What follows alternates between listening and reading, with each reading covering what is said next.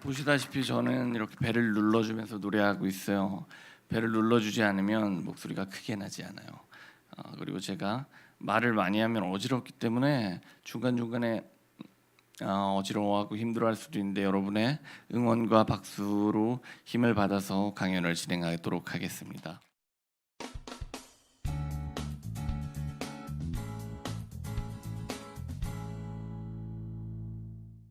저는 평범한 집안의 이남 일녀 중 막내로 자랐습니다. 여러분들이랑 다를 바 없는 평범한 집안의 막내로 귀여움을 받으면서 자랐어요. 사실은 이제 제가 노래를 하지는 않았고 저희 형이 목소리가 너무 좋아서 어릴 때 음악 선생님이 저희 형에게 성악과 제의를 했습니다. 하지만 장남인 형은 법학을 공부해야 된다고 그 당시에 저희 부모님이 이 생각에 너는 장남이라 무조건 법학을 해야 돼 하면서 저희 형의 꿈을 꺾었어요. 그런데 저희 형은 노래하는 게 너무 좋아서 집에서 항상 그 파바로티나 분더리 히 같은 대가들의 노래를 틀어놓고 화장실에서 항상 노래를 불렀던 형이 기억이 나요. 그 노래 고등학교 때 게벨라 고자 이런 거 배우잖아요. 아시죠? 안 배우셨나요? 남자들만 배우는군요. 제가 그걸 깜빡했습니다. 여자들 뭐 배워요? 거짓말. 오솔레미오도 남자들이 많이 배우지 않나요? 제가 방금 부른 게 오솔레미오잖아요. 여자들도 부르는군요. 제 이번에 처음 알았습니다. 자연스럽게 저도 클래식 음악에 심취하게 되었어요. 그렇게 저도 음악을 자연스럽게 좋아하게 되었는데 저는 공부를 열심히 하는 학생은 아니었습니다. 확실히 고등학교 때 학교도 많이 빠지고 애들 점심밥 뺏어 먹으러 오토바이를 타고 학교에 밥을 먹으러 나가는 그런 학생이었던 것 같아요. 하지만 노래 잘하는 걸로 유명해져서 주변에 있는 학교들을 찾아다니면서 축제 때 노래를 부르고 자연스럽게 제가 노래를 잘하는 걸 알게 되었습니다. 그런 채로 이제 대학에 진학하게 돼요. 친구와 한양대 커피숍에서 우연히 커피를 마시다가 앞에 노래 자랑이 하는 거예요. 그런데 친구가 놀러 나오라고 그래서 한양대 나갔는데 더 크로스 멤버였던 친구예요. 멤버였던 친구가 노래 자랑에 나가려고 저를 부른 거죠. 나갔는데 친구의 권유에 떠밀려서 M모 방송사에 노래 자랑에 참가하게 됐습니다. 운이 좋았던지 예선 통과하고 본선 올라가고 대상까지 받게 됐어요. 엠넷이에요. 제가 잘 안 보여서 엠넷 뮤직 페스티벌에서 대상을 받게 되었습니다. 그렇게 돼서 연예기획사에 캐스팅이 돼서 더 크로스 1집 앨범을 시작하게 되었죠. 그때 프로듀서로 부활 김태원 선배님과 옥슨 80 아시나요? 블로리아 아세요? 나이가 있군요. 부활 선배님은 다들 아셔도 옥슨 알기 어렵죠. 그죠? 블로리아. 네.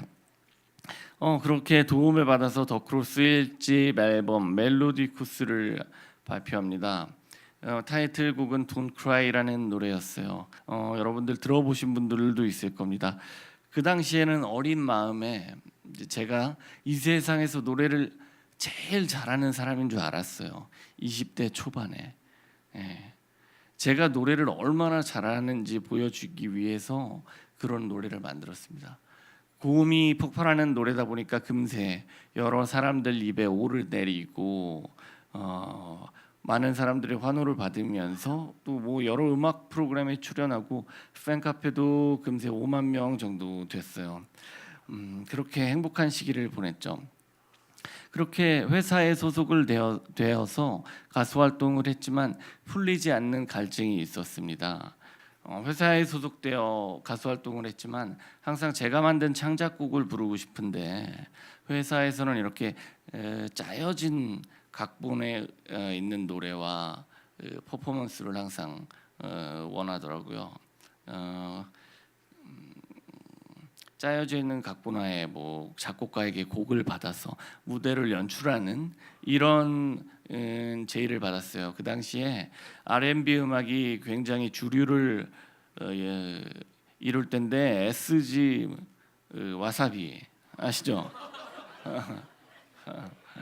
또 어셔, 브라이언 맥나이트 대박을 칠 때예요. 근데 제가 어린 나이에 저는 락 음악만 해야 되는 불타는 락커인 줄 알았습니다. 그래서 회사에 저는 창작곡을 해야 되는데 도저히 그럴 수 없습니다 하고 회사와 갈등을 빚게 됩니다. 결국에는 제 음악을 하기 위해서 회사와 합의 해제를 하고 홍대 언더그라운드에서 밴드를 시작합니다. 처음부터 대중 가수를 꿈꾸지는 않았기 때문에 밴드를 하면서 행복하게 지냈어요. 그러면서 오토바이를 탔죠. 오토바이를 왜 탔냐고 묻는 분들이 많으세요. 여러분들도 락 밴드들 이미지를 나 뭐 공연을 많이 보셨겠지만 락커들이 다들 오토바이를 탑니다. 저는 그분들을 동경했기 때문에 그분들을 따라했던 것 같아요. 어린 나이에 제가 존경하는 락커들이랑 닮고 싶었던 거죠. 그래서 가죽 자켓에 오토바이를 타고 다녔던 기억이 납니다. 여러분들은 타지 마세요. 네. 그렇게 가수 활동을 하고 공수부대에 자원 입대해서 군 복무도 마쳤습니다. 제대 이후에는 여러 실용음악 대학과 학원을 운영하면서 경제적으로도 자립하게 되었어요. 자기가 하고 싶은 일을 하면서 사는 것은 얼마나 행복한 일인지 몰라요. 매주 주말이면 온 가족이 모여서 식사를 했고 더 이상 부러운 게 없다고 생각했습니다.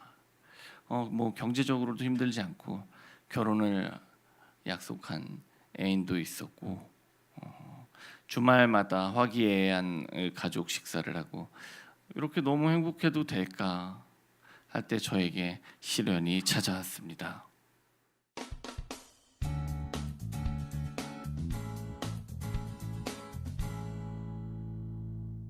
2012년 3월 26일이에요. 저렇게 차량과 정면 충돌했는데요. 제가 타고 가던 오토바이가 신호 위반 유턴하는 차량과 정면 충돌했어요. 머리를 차 앞유리에 쳐박았고 곧바로 목이 부러지면서 아무것도 느끼지도 못했습니다. 손가락 하나 움직일 수 없었죠. 이제 죽겠구나. 죽음을 예감하고 앰뷸런스에 실려서 병원에 갔는데 간호사가 부모님께 전화하는 걸 들었어요. 20분 내로 오지 않으면 죽을 수도 있다고, 볼 수 없을 거라고. 지금이 마지막이라는 생각에 부모님을 보기 전까지는 절대로 죽을 수 없다는 생각을 하고 정신줄을 꽉 붙들고 있었습니다. 이어서 부모님과 친구들이 도착했고요. 말조차 할 수 없었던 저는 부모님과 지인들에게 사랑한다고 무언의 눈빛을 전하고 정신을 잃었습니다. 다행히 수술이 성공적으로 끝나서 깨어났지만 그 시간부터가 정말 살아있는 지옥이었어요. 살아있어도 살아있지 못한 삶을 살게 됐죠. 몇 주 만에 깨어났는지는 모르겠어요. 일어났는데 제 뒷부분이 썩어 있더라고요. 머리, 뒤통수, 엉덩이, 허벅지, 다리가 썩어 있었어요. 너무 오래 누워서 가만히 있어서 욕창이 생겼던 거죠. 매일매일 썩은 살과 뼈를 긁어내는 수술을 1년 동안 받았습니다. 수술실에서 나와서는 병원 침대에 엎드려서 고개를 쳐박고 24시간 누워 있어야 했어요. 아무것도 볼 수 없었고 그냥 고개를 침대 매트리스에 쳐박고 있는데 숨쉬기도 너무 힘들고 목도 돌릴 수 없었고 깁스를 하고 있어서 너무 어둡고 컴컴하고 죽고 싶다는 생각밖에 없었어요. 알 수 없는 욕창균에 감염돼서 매일매일 혈액 투석도 하고 지옥이 있다면 바로 이곳이구나.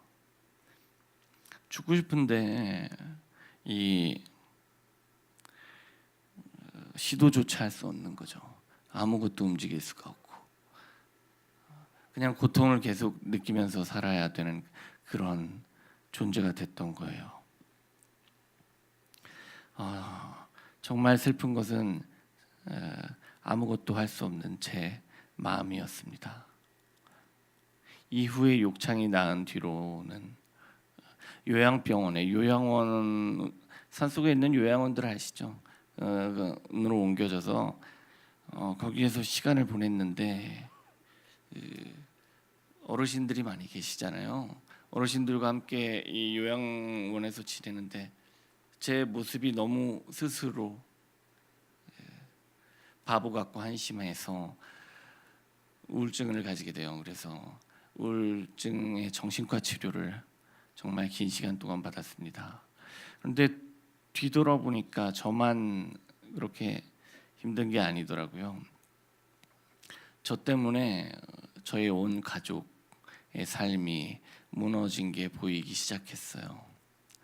저희 이 형이 제가 다치기 얼마 전에 결혼해서 아이를 가졌는데 매일매일 병원에 나와서 저의 병수발을 하고 형수님은 아이를 가졌는데 아이의 신경도 쓰지 못하고 저희 누나도 또 저희 부모님도 아무것도 하지 못하고 저를 24시간 돌봐야 되는 상황이었죠. 이젠 나이가 드시어 힘도 약하신 두 분이 휠체어에서 침대에서 휠체어로 저를 옮겨 주십니다. 제가 조금 어지러운데 물 좀 먹고 해도 되겠죠? 네.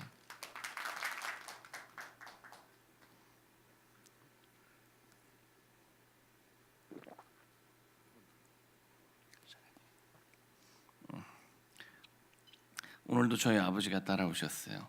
항상 제 매니저를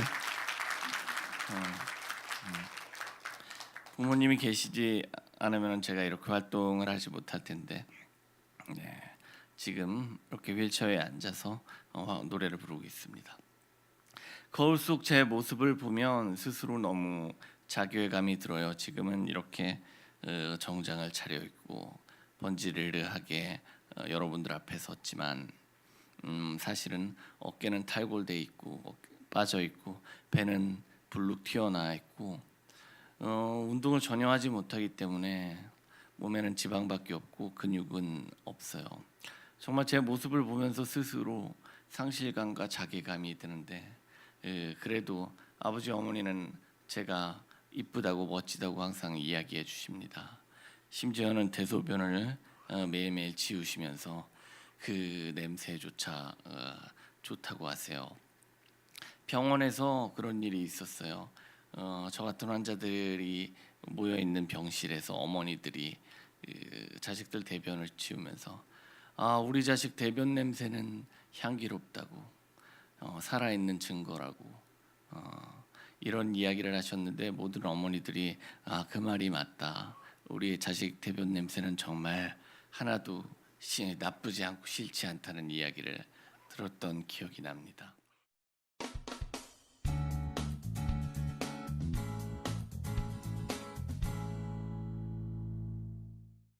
저는 이미 모든 걸 내려놓았는데 항상 넌 할 수 있다고 아버지 어머니는 말씀하시면서 제 노래 넌 할 수 있어를 제 병상에 들어놓으셨습니다.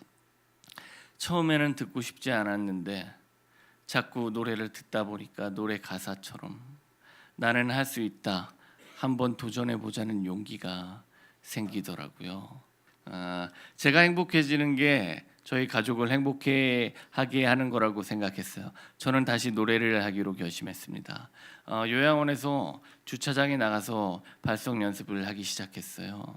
동해물과 백두산이 맨날 애국가를 연습하는데 목소리가 작아서 이렇게 커지지 않는 거예요.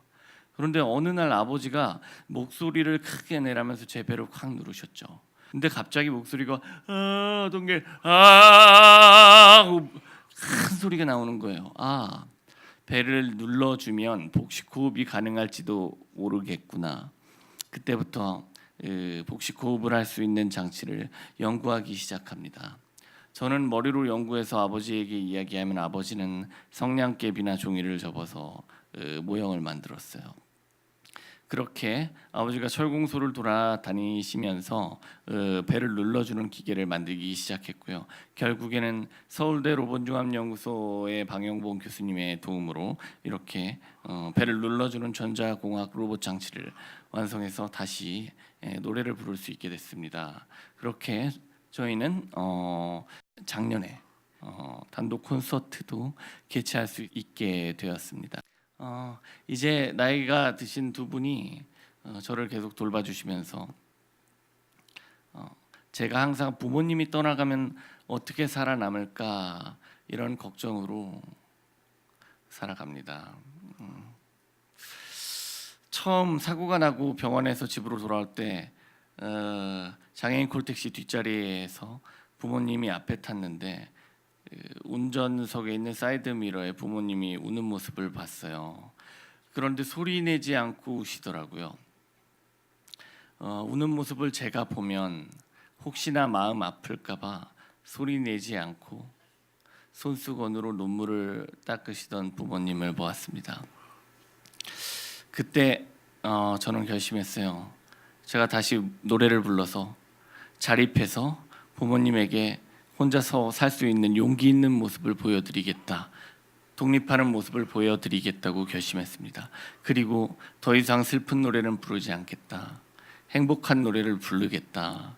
행복한 노래를 부르는 저를 통해서 저희 가족과 여러분들이 행복했으면 좋겠다고 결심했습니다. 여러분들도 제 노래를 듣고 행복했으면 좋겠어요. 비록 지금 힘든 상황에 처해 계시겠지만 처해 계시는 분들이 많이 계시지만 자신에게 넌 할 수 있다고 계속 외쳐보세요. 그리고 만약에 희망이 없다면 넌 할 수 있어 노래를 들으시면서 희망과 용기를 찾으시기를 바랍니다. 마지막으로 넌 할 수 있어 노래 들려드리겠습니다.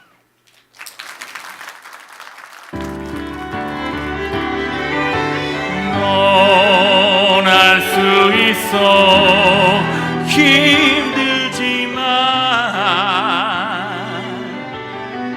언제나 이겨냈잖아. 어두운 밤 지나 태양이 눈뜰 때 넌 다시 태어날 거야.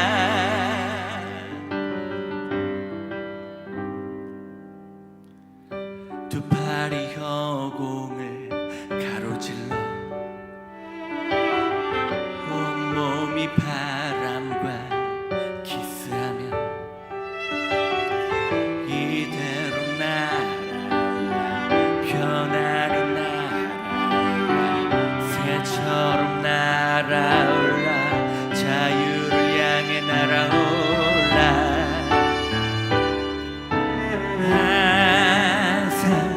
세상 모든 것이 너에겐 두려운 현실이라 생각돼. 그럴 때 하늘을 느껴봐.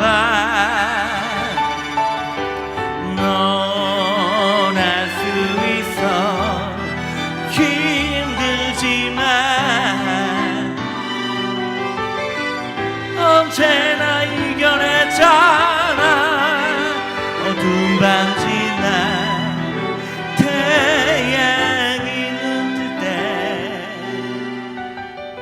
넌 다시 태어날 거야.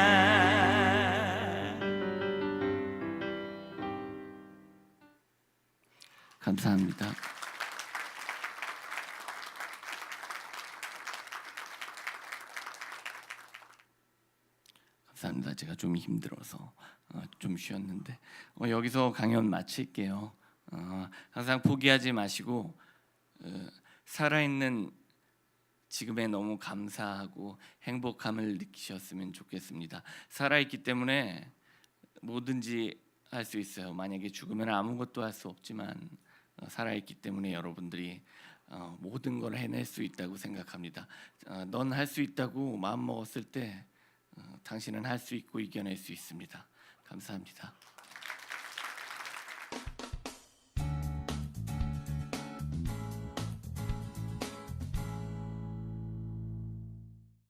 사랑한다는 이야기를 들었을 때가 가장 행복하죠. 그리고 아무리 해도 아깝지 않은 말이 아닌가 생각합니다. 오늘 다들 집에 돌아가셔서 가족들에게 사랑한다고 한번 이야기해 보세요. 저는 당연히 노래를 하기 위해서 살죠. 노래하기 위한 거는 당연히 제가 행복하기 위해서 노래하는 거고 행복하기 위해서 사는 게 아닐까요? 분명히 몸이 아프고 힘들고 괴롭지만 분명히 시간이 지나가면 행복한 시간이 찾아오고 계속 진통제를 먹고 버티지만 그래도 행복한 시간들은 분명히 있더라고요. 버티고 이겨내시면 행복한 시간이 찾아올 거라고 생각합니다.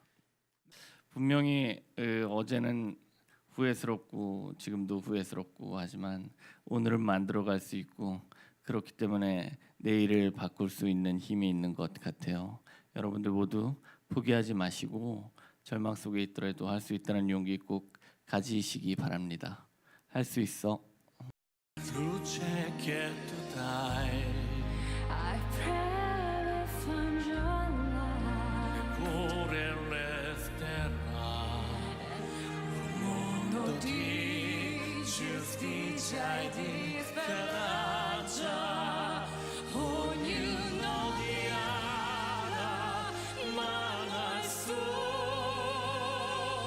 지